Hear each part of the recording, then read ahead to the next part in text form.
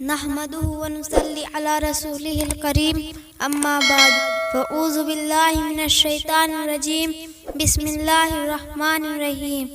جہنم کے دہکتے انگارے۔ اللہ رب العزت نے ہر انسان کے لیے آخرت کے دو مکان تیار کیے ہیں، ایک جنت میں، دوسرا جہنم میں۔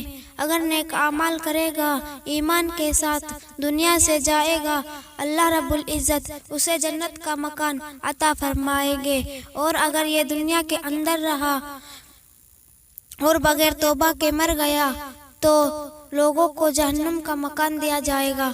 جہنم وہ جگہ ہے جسے اللہ تعالیٰ نے مجرم نافرمانیوں کی سزا کے لیے بنایا۔ جنت وہ جگہ ہے جسے اللہ نے اپنے پیاروں کے انعام کے طور پر بنایا۔ اب یہ ہماری زندگی کی ترتیب ہے کہ ہم جنت کے راستے پہ جا رہے ہیں یا جہنم کے راستے پہ جا رہے ہیں۔ ہم کہاں جا رہے ہیں؟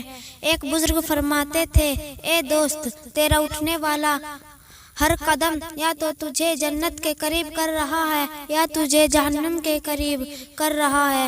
اگر اللہ رب العزت کے حکموں کو ماننے کے لیے اٹھ رہا ہے تو جنت کے قریب، اور اگر گناہوں کے لیے اٹھ رہا ہے تو جہنم کے قریب۔ تو ہماری زندگی کی ترتیب سے پتہ چل سکتا ہے کہ ہم کس راستے پہ چل رہے ہیں۔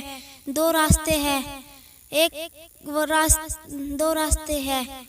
ترتیب کی سے پتہ چل سکتا ہے کہ ہم کون سے راستے پہ جا رہے ہیں۔ دو راستے بہت واضح ہے۔ ایک راستہ پر نبی صلی اللہ علیہ وسلم کی سنت والی زندگی کو اپنانا پڑتا ہے، باپردہ زندگی گزارنی ہوتی ہے، پاک دامنی زندگی گزارنی ہوتی ہے، سچی اور سچی زندگی گزارنی ہوتی ہے، اچھے اخلاق والی زندگی گزارنی ہوتی ہے۔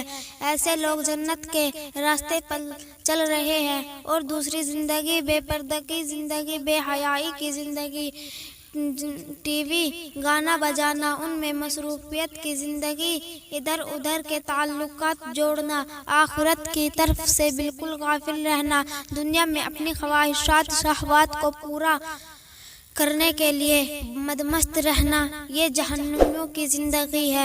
وآخر دعوانا الحمدللہ رب العالمین۔